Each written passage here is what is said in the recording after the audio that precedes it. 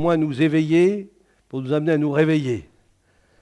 Ça vous est arrivé d'entendre le réveil et puis continuer quand même à dormir, hein? Voilà. C'est l'horloge interne, Sylvette. Tu as l'horloge interne qui te réveille. Mais parfois, on a l'impression d'être réveillé, alors que normalement, et puis non, en fin de compte, on dort, hein? Et il faut un moment qu'on... Mais je suis en train de dormir, là.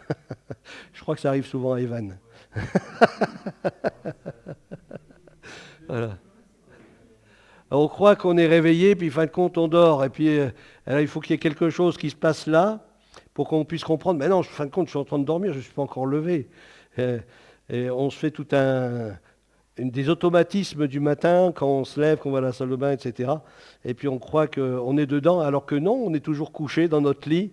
Ça, c'est terrible, hein. Prendre conscience, hein?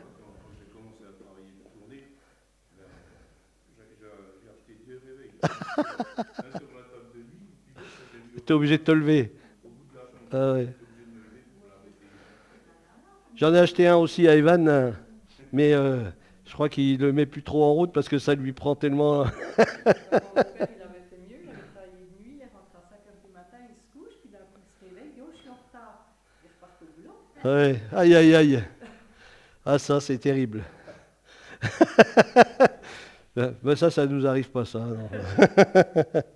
Ah, il nous faut avoir un cœur brûlant. Hein, c'est la suite donc, des 8 clés, la troisième clé, un cœur qui soit brûlant. Un cœur brûlant. Vous savez, ceux qui sont près du Seigneur, on les appelle des séraphins. Vous connaissez les séraphins? Hein, c'est les brûlants, on les appelle les brûlants. Et je crois que plus on est proche du Seigneur, plus on est chaud. Hein? Plus on est loin, plus on est froid. Donc recherchons toujours à être plus près de Dieu, toujours être chaud bouillant pour le Seigneur. Il dit qu'il fait de ses serviteurs des flammes de feu. Des flammes de feu. Formidable d'être une flamme de feu, hein? Il fait de ses serviteurs des flammes de feu. On a le témoignage, c'est le jour de la Pentecôte, quand le Saint-Esprit est descendu, il y a eu comme des flammes de feu, des langues de feu qui sont apparues sur chaque personne qui était présente dans cette salle. Et Dieu veut faire de chaque enfant de Dieu, surtout si on a reçu le Saint-Esprit. Avez-vous reçu le Saint-Esprit quand vous avez cru, hein? C'est ce que l'apôtre Paul a posé comme question à des croyants qui ne l'avaient pas encore reçu. Alors il leur a expliqué qu'il fallait recevoir le Saint-Esprit. Alors ils avaient reçu quelque chose, le salut, je pense, j'espère, mais il leur fallait plus. Il leur fallait recevoir le Saint-Esprit. Et on a besoin le Saint-Esprit, il se reçoit. C'est-à-dire qu'il faut lui demander de venir. Hein, il se reçoit. Je l'accueille. Je dis, Saint-Esprit prend toute la place. Et plus le Saint-Esprit va vous remplir, plus vous allez déborder. Plus le Saint-Esprit va vous remplir, plus vous allez déborder. Et le principe, c'est que nous débordions. Amen. Parce que quand je déborde, eh bien, je bénis ceux qui m'entourent. Et parfois, d'une manière même involontaire. Parce que je ne contrôle pas, ça sort, ça jaillit de chacun d'entre nous, ça jaillit, ça sort de nous, et puis sans s'en rendre compte, on est une source de bénédiction pour ceux qui nous entourent. Alors s'il y a des malades sont guéris. La parole de Dieu nous montre dans des situations assez bizarres que l'ombre a pu guérir des personnes. L'ombre a pu guérir alors qu'on n'avait pas prié pour eux. Hein, qu'on n'avait pas demandé au Seigneur de les guérir, peut-être qu'ils l'ont fait avant, en disant Seigneur, que partout où nous puissions passer, et que même notre ombre puisse guérir des malades. Et on le fait avant, ça. Hein. Et comme ça, lorsqu'on se promène, et puis que notre ombre puisse toucher des malades, bien, on bénit le Seigneur de ce qu'il est en train d'agir. La présence de Dieu. Vous savez, le Saint-Esprit, c'est une personne. Le Saint-Esprit, c'est une personne. Et quand je suis rempli du Saint-Esprit, cette personne-là, non seulement elle m'inonde, mais elle rayonne au travers de moi. Elle rayonne au travers de chacun d'entre nous. C'est la personne du Saint-Esprit. Et la personne du Saint-Esprit, lorsqu'elle agit au travers de nous, bien elle agit comme elle l'entend, comme elle le veut. Et parfois, sans s'en rendre compte, on peut toucher un malade et s'apercevoir que le malade est guéri, alors qu'on n'a même pas prié pour lui. Mais simplement, c'est le Saint-Esprit qui, en nous, au travers de nous, eh bien, c'est lui qui agit. Parce que je vis et je demeure sous l'abri du Très-Haut. Je demeure dans sa présence. Je demeure sous son onction. Demeurez en moi et je demeurerai en vous. Demeurez en moi. Alléluia. Demeurez en lui. Un cœur passionné, un cœur brûlant. On ne retrouve pas le royaume, on ne trouve pas le royaume sans le chercher. Hein. Vous connaissez ce verset? Cherchez premièrement le royaume de Dieu. Cherchez, recherchez. Nous avons besoin de chercher, comme il dit au travers de la prière, cherchez et vous trouverez. Hein. Après, c'est marqué, frappez, on vous ouvrira. Avant chercher, il y a quelque chose. Hein. Cherchez, frappez, demandez, voilà. Demandez, cherchez, frappez. C'est bon? Hein, je pense qu'on doit pas être loin là. Hein. Il nous faut chercher le royaume de Dieu. Amen. Et on ne le trouve pas si on ne le cherche pas. Le royaume de Dieu, c'est une perle, nous dit la parole de Dieu. Une perle, un trésor. Un trésor qui parfois est caché. Un trésor caché. C'est à nous de le vouloir, de le désirer, de le rechercher. Rechercher la présence de Dieu. Rechercher dans la parole le conseil de Dieu. Chercher. Et dans la parole, souvent, il est formulé comme ça qu'il nous faut chercher. Constamment chercher. Cherche. Et on a besoin de chercher ce qui est bon pour notre vie, ce qui est bon pour notre âme. Chercher le royaume de Dieu. Chercher le royaume demande un sacrifice.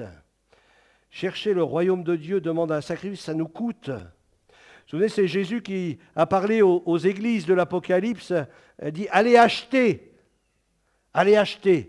Alors, allez acheter des vêtements blancs. Comment ça? Moi, je croyais que le salut, c'était par grâce. Hein? On peut se poser la question. Allez acheter aussi du collyre pour vos yeux, parce que vous ne voyez pas très bien. Allez acheter du collyre. C'est-à-dire, si on veut avoir une vision claire, si on veut avoir une vision même prophétique, une vision de la révélation de Dieu, eh bien, il nous faut la rechercher, ça nous coûte quelque part. Je dois prendre du temps dans la présence de Dieu. Je dois prendre du temps dans la parole de Dieu. Je dois prendre du temps dans la prière, dans l'intercession. Je prends du temps dans la louange. Je dois prendre du temps. Ça doit me coûter quelque chose. C'était David qui disait, je n'offrirai à Dieu rien de ce qui me coûte. Il faut que ça me coûte. Il faut que ça me coûte. Est-ce que ça vous coûte? Moi, je sais qu'il y a beaucoup de gens, de serviteurs de Dieu, bon, ce n'est pas mon cas, hein, je vous le dis tout de suite, hein, qui se lèvent à 5 heures du matin pour prendre 2 heures de prière avant de commencer la journée. Mais ça leur coûte, mais on le voit à leurs fruits. Hein, on le voit à leurs fruits. Vous savez, quand un serviteur de Dieu, ou un serviteur de Dieu, nous sommes tous, hein, serviteurs de Dieu hein, et servantes de Dieu. Mais ça se voit lorsque quelqu'un prend du temps dans la présence de Dieu. Parce qu'il y a quelque chose qui se dégage de lui. Il y a quelque chose qui se dégage de la personne. Une onction qui est là, qui se manifeste. Et je crois que c'est important de prendre du temps avec Dieu. Hein, comme le disait quelqu'un, c'est comme si tu rentres dans une serre où il y a plein de fleurs, et puis en entrant, bien tu commences à marcher dans cette serre et tu en ressors, et lorsque tu trouves le premier passant, tu dis « Mais vous sentez bon, monsieur ou madame ?» Ben oui, je ressors avec la présence, l'odeur de ces fleurs, je ressors de la présence de Dieu avec l'odeur de la présence de Christ. Cette bonne odeur de Jésus-Christ, elle doit être sur nous. C'est bien de se mettre du parfum, mais je préfère mettre ce parfum, la bonne odeur de Christ. Je ne sais pas s'il y en a un qui a eu cette idée-là, de mettre ça sur sa bouteille de parfum, une bonne odeur de Jésus. Voilà. Puis là, on se fait un petit coup comme ça. Tchic, tchic, tchic. Puis là, je sens bon. Je sens le royaume de Dieu. Je sens la présence de Dieu. Je sens cette onction du Seigneur qui est sur moi. Formidable. Sentir. Je me souviens de ce témoignage de cette femme qui était morte. Elle était dans un cercueil. Puis là, dans ce cercueil, il y avait quelqu'un qui veillait, une infirmière ou quelqu'un qui était autour du cercueil en attendant de la mettre en terre. Et puis d'un seul coup, elle entend toquer.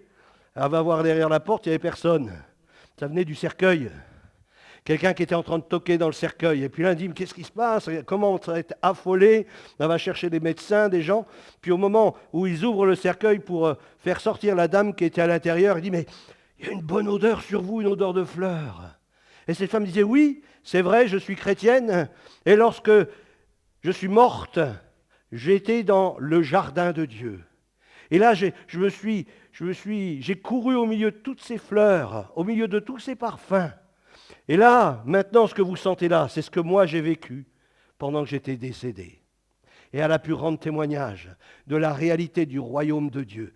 Tu peux sentir Dieu, tu peux le sentir, tu peux le ressentir, tu peux le vivre parce qu'il est réel. Alléluia. Le royaume de Dieu, c'est une réalité. Et nous avons besoin d'entrer dans cette réalité-là, d'ouvrir nos yeux spirituels et d'entrer dans les réalités du royaume de Dieu.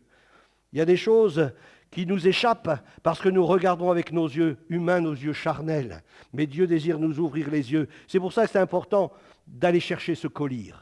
J'ai besoin que tu m'ouvres les yeux, Seigneur, pour que je puisse voir. Alléluia. Et cela, je ne peux l'avoir que dans le lieu secret, dans cette intimité avec lui, dans cette relation avec lui. Et à un moment donné, mes yeux s'ouvrent.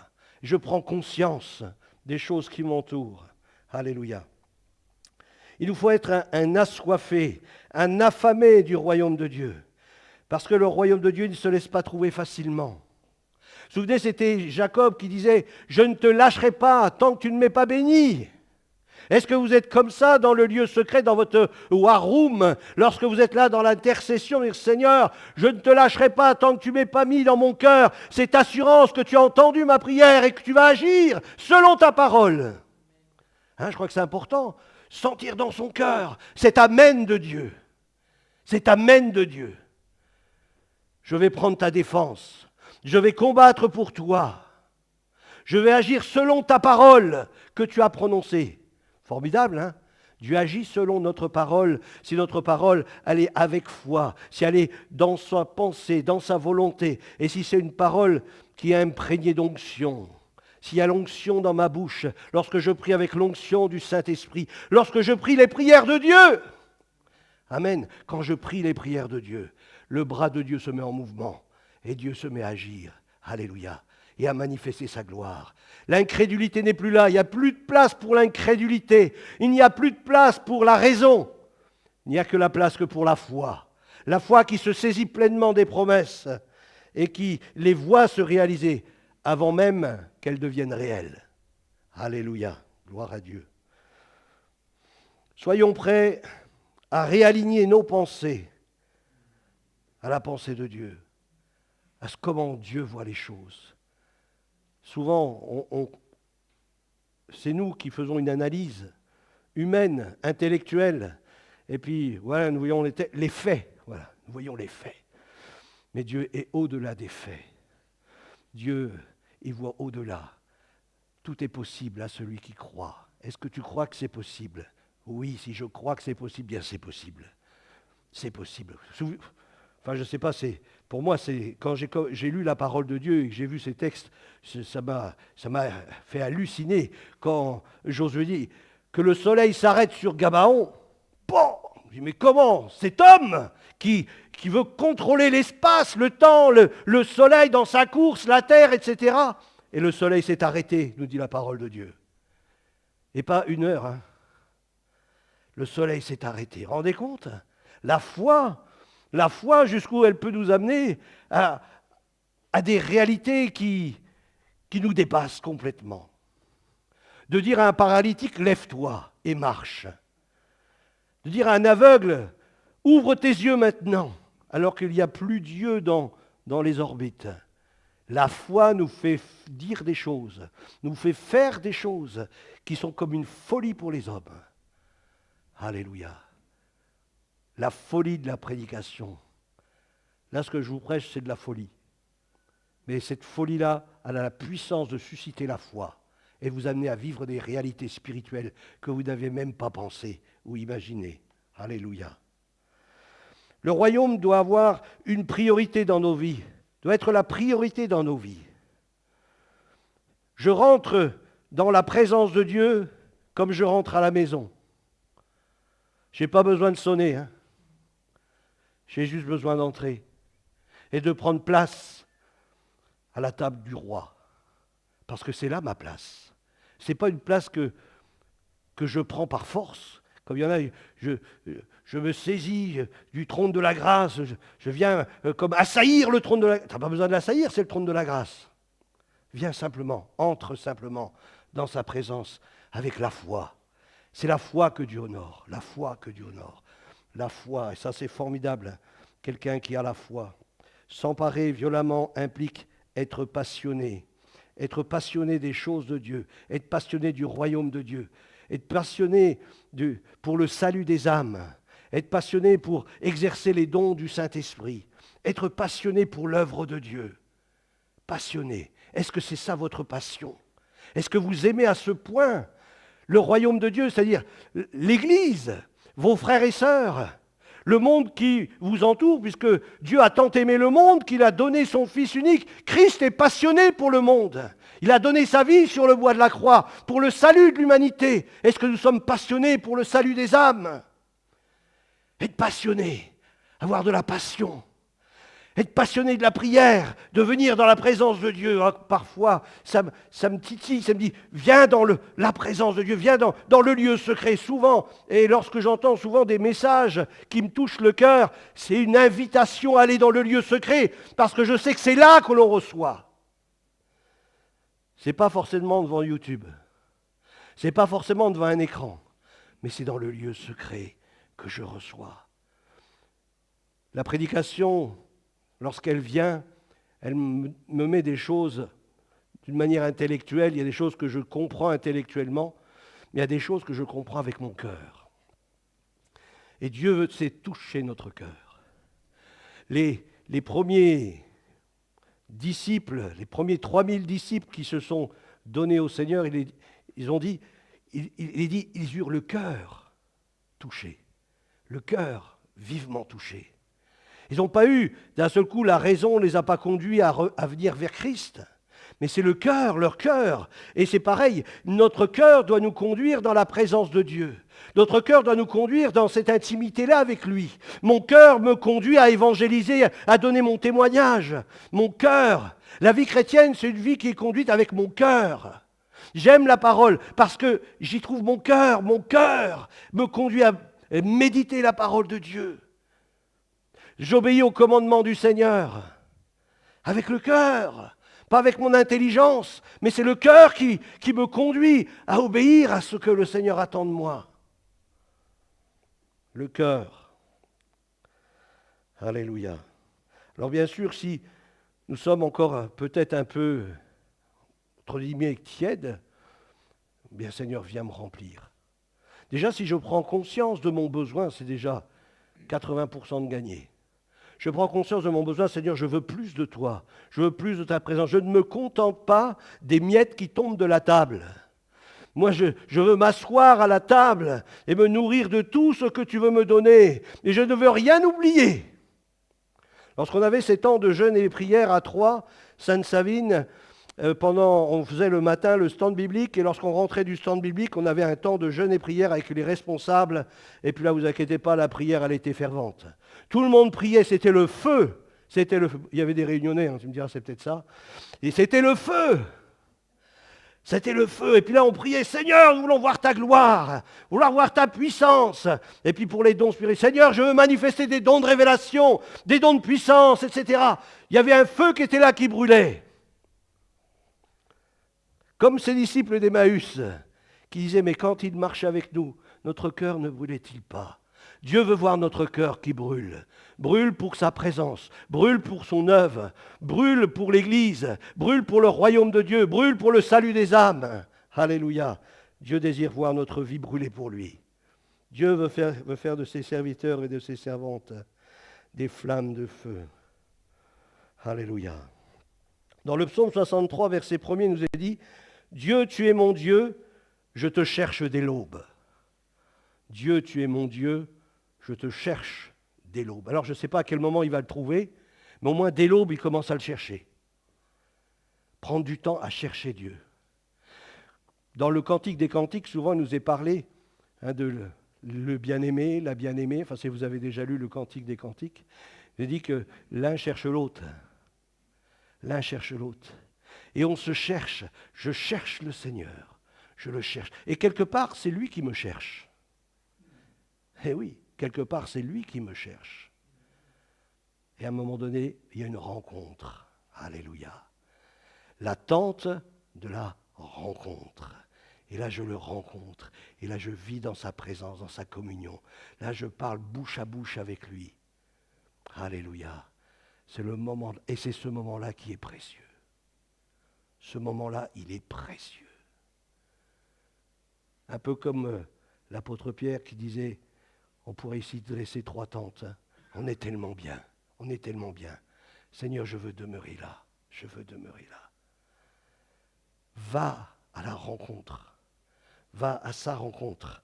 Et lui aussi va essayer de te rencontrer et de te faire vivre sa présence, son onction, sa grâce, sa bienveillance. Dans Matthieu chapitre 5, verset 6, il nous est dit, heureux ceux qui ont faim. Heureux ceux qui ont faim. Est-ce que tu as faim? Jésus a dit, je suis le pain vivant qui est descendu du ciel. C'est moi qui suis le vrai pain. La manne, oh, vous en avez fait des kilos pour la manne. Vous en avez fait des tonnes, on pourrait dire, pour la manne. Mais le vrai pain, ce n'est pas la manne, c'est moi, dit Jésus. C'est moi. Est-ce que vous avez faim de moi? Est-ce que vous êtes prêts tous les matins à aller me chercher, à aller me cueillir, afin que je puisse vous apporter la nourriture dont vous avez besoin? Je suis le pain de vie, je suis le pain vivant. Alléluia, celui qui me mange, celui qui me mange. Est-ce que tu te fais une tartine de Jésus tous les matins? Hein? Mangez le Seigneur. Si vous avez goûté que le Seigneur est bon, goûtez que le Seigneur... Alors il y a l'odeur, il y a le goût. Hein? Tous les sens sont là. Hein? Goûtez combien le Seigneur il est bon. Goûtez à sa présence. Alléluia. On va terminer. Hein? Bon, on va terminer là. Voilà, on va prier. Gloire à Dieu. Parce qu'après c'est trop long, alors on va arrêter là. Béni soit Dieu. Alléluia. Seigneur notre Dieu, notre Père, c'est de toi que nous avons besoin. C'est de ta présence, c'est toi qui peux satisfaire notre faim et notre soif. Il n'y a que toi qui puisses nous satisfaire.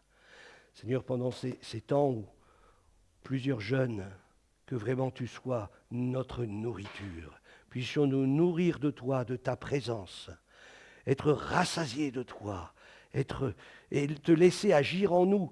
Lorsqu'on mange une nourriture, cette nourriture se dilue dans notre corps et vient rassasier, vient apporter à chaque organe ce dont il a besoin.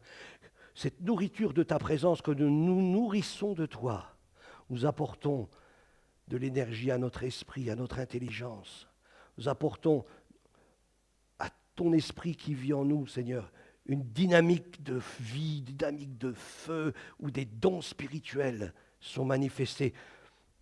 Non pas du bruit, non pas, comme le dit l'apôtre, des cymbales qui résonnent, non, non, mais vraiment, il y a une onction dans les dons du Saint-Esprit, une onction lorsque tu parles en langue, qu'il y ait une onction lorsque tu parles en langue, qu'il y ait une onction lorsque tu pries, qu'il y ait une onction lorsque tu intercèdes, qu'il y ait une onction lorsque tu prophétises, qu'il y ait une onction lorsque tu lis la parole de Dieu. Seigneur, c'est ça que je veux. Je veux ton onction sur ma vie. Je veux la marque de ta présence sur ma vie. Je veux manifester ta gloire. Sers-toi de nous, Seigneur. Sers-toi de moi. S'il y a des choses dans notre vie qui n'est pas conforme à ta parole, révèle-les-nous par le Saint-Esprit. Et que nous puissions trancher. Que nous puissions trancher avec ces choses, afin que nous puissions nous livrer entièrement entre tes mains et que nous puissions être utiles pour le royaume. Seigneur, donne gloire à ton nom dans notre vie, Seigneur. Aide-nous, notre Père, que nos yeux s'ouvrent sur des réalités spirituelles qui nous entourent. Montre-nous s'il y a des choses qu'il faut qu'on se sépare, qu'on mette de côté. Seigneur, aide-nous à ce que tu sois la priorité dans notre vie. Seigneur, c'est toi notre priorité. C'est toi qui dois être le premier dans notre vie. En tout, même dans notre famille, même dans nos foyers. C'est toi qui es le premier. Que jamais tu passes en second. Que jamais tu passes après mon mari. Que jamais tu passes après mes enfants. Que jamais tu passes. Tu es toujours le premier en toutes choses. C'est toi que je veux honorer, Seigneur. Et je sais que lorsque je t'honore, je bénis mon conjoint. Lorsque je t'honore, mes enfants sont bénis. Lorsque je t'honore, lorsque je te choisis en premier, ta bénédiction vient sur notre travail, sur tout ce que nous entreprenons, parce que nous t'avons choisi en premier, parce que nous avons décidé de venir d'abord dans ta présence. Alléluia. Seigneur, merci pour ta bonté, ta grâce et ta bienveillance. Merci, Seigneur. C'est toi qui nous communiques tout ce dont nous avons besoin pour que nous puissions triompher sur tous nos ennemis. Aide-nous à triompher de nos propres pensées, Seigneur, à ne pas nous laisser assaillir par des pensées qui ne sont pas conformes à ta parole. Seigneur, fais-nous grâce et que nous prospérions en toi, que chaque jour nous allions plus loin encore avec toi, dans le nom de Jésus-Christ. Amen. Amen, amen. Gloire à Dieu. Alors demain, nous aurons un Zoom avec l'église de Troyes-Sainte-Savine. Donc ça sera mon frère qui apportera le message. Alors vous l'avez entendu il y a déjà quelques jours en arrière. Mais là, il va encore nous parler de la part du Seigneur, que vraiment le Seigneur bénisse cette soirée. Alors le Zoom, il est à partir de 20h. Alors comme vous voulez, soit pour ceux que ça arrange, on vient à partir de 20h, ou soit on vient à partir de 19h30, parce que de toute façon, on a toujours quelque chose à dire. Donc comme ça, à 20h, on sera calé pour se mettre à l'écoute de ce que le Seigneur voudra nous dire. Voilà, passez une bonne soirée, bon retour à chacun, que le Seigneur vous bénisse abondamment. Et puis pour ceux qui seront là, bien à demain. Pour ceux qui ne seront pas là, bien à vendredi. Et si ceux qui ne seront pas là vendredi, bien à dimanche.